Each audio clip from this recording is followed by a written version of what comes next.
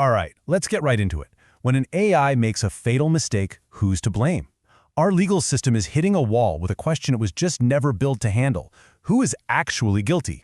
I mean, really think about it for a second. Who goes to jail? The programmer who wrote the code? The person who is using it? Maybe the giant corporation that owns the tech? Or, and this is the wild one, could it be the machine itself? You know, this isn't some far-off sci-fi movie plot. This is a legal minefield, and we are walking through it right now. So, to really get a handle on how urgent this problem is, we've got to look at a real-world case, one where code and reality collided with absolutely tragic results. This right here, this was the moment that all the abstract philosophical debates became terrifyingly real. March 2018, an autonomous Uber, part of this big, high-profile test program, caused the first ever pedestrian death by a self-driving car. And when investigators started digging in, peeling back the layers, yeah, they found out this was anything but a simple accident. Okay, so let's really break this down, because it's a mess. This wasn't just one mistake. It was a complete and total system collapse. First, the AI itself. It kept getting it wrong, misidentifying the pedestrian over and over again. First as an unknown object, then a car, then a bicycle. Then you have the emergency braking system, the one thing that could have prevented this whole tragedy. It was intentionally disabled by the developers to make the ride feel smoother. And the human safety operator, the backup, well, they were reportedly watching a video on their phone. So all of a sudden, the blame isn't in one place. It's scattered everywhere, in the code, in the corporate policy, and with the human in the driver's seat. That Uber case, it basically blew a giant hole in our legal system. It exposed this void that experts have a name for, the responsibility gap. And to really wrap your head around it, we need to look at the absolute fundamentals, like the very DNA of criminal law. See, for hundreds of years, criminal law has been built on these two main pillars. To be found guilty of a crime, you usually need to prove both. First, there's actus reus, which is Latin for the guilty act itself, the physical thing someone did. Then you need mens rea, the guilty mind. That's the mental part, the intent, the knowledge, the recklessness behind the act. And you can probably see the problem right away, right? Both of these ideas were designed completely and totally for human beings. And that is the billion-dollar question, isn't it? How can an AI have a guilty mind? An algorithm doesn't have intentions or morals or a conscience. It's just code. It optimizes for a goal it's been given. It's literally incapable of forming a guilty mind. So what happens when it commits a guilty act? Well, our entire legal system just short-circuits. And that's exactly what this responsibility gap is. It's this legal black hole we've stumbled into. A machine causes real harm, kills a person, but no single human fits the classic textbook definition of a criminal. The damage is all too real, but the guilt, it feels like it just evaporates right into the ones and zeros. So the big question is, how do we fix this?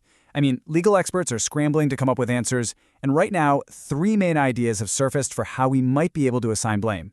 Let's walk through them. Okay, so we've got a few ways to look at this. The first is called perpetration via another, then there's the natural probable consequence model, and finally, the most out there one, direct liability.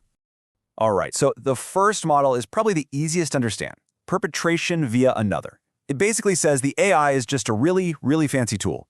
Think of it like a hammer or a car. You don't blame the hammer, right? You blame the person who swung it. In this view, the AI is an innocent agent, and the real perpetrator is the human behind it, the programmer who made it faulty or the operator who used it carelessly. Now, the second model shifts gears a little bit. It's all about foreseeability. It asks a different question. Should a reasonable person have seen this coming? Should they have predicted this kind of harm could happen? So, for example, if a developer knowingly releases an AI with dangerous bugs, they could be on the hook for the natural and probable consequences of that action, even if they didn't specifically intend for that accident to happen. And then there's the third option. And this is where things get really wild, the direct liability model. It pushes the envelope by asking us to consider the AI system itself as the perpetrator of a crime. I mean, think about that. What if we say the machine did it? It's a massive, massive leap, because it means we'd have to give the AI some kind of legal personhood, a status that up until now has only been for humans and, well, corporations. So, after weighing all these options, where does the research actually land? Well, the general consensus is pretty clear.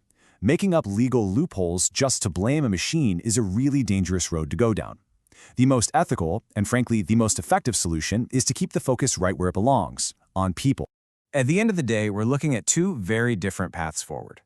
On one path, we blame the machine. And sure, that creates a convenient scapegoat. It lets the humans who designed, built, and profited from these systems completely off the hook.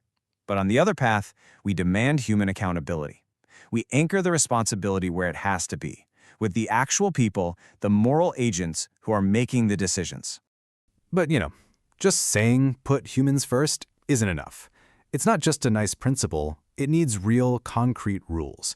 We're talking about laws that demand AI systems have clear audit trails so we can actually see how they're making decisions.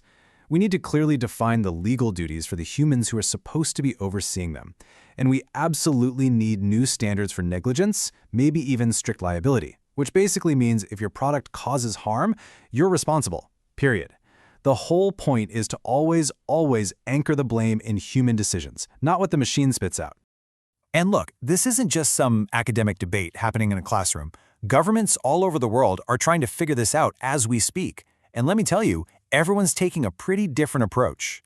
If we take a quick snapshot of what's happening globally, you can see just how different the strategies are. You've got the European Union, which is going for a very structured, risk-based system with their new EU AI Act. Then there's the United States, where things are a lot more fragmented. They're kind of relying on existing laws for different industries. And then you look at a major tech hub like India, where the legal framework for this is really just getting started, which just goes to show how urgent the need for clear rules really is. And it's really important to mention that this whole breakdown we're doing, it's all based on some seriously deep legal research. A lot of it comes from a groundbreaking article in the Indian Journal of Legal Review, where legal experts are right there on the front lines, trying to solve these incredibly tough questions. So here's where we are. Our legal system, which is hundreds of years old, is in this frantic sprint just to keep up with technology that's moving at light speed. For now, today, the focus is on a pretty clear goal: keeping humans accountable for the tools they create. But that final nagging question is still out there. What happens if AI crosses that line? What if it stops being just a complex tool and becomes something with genuine agency? Will our laws, will we, be ready for what comes next?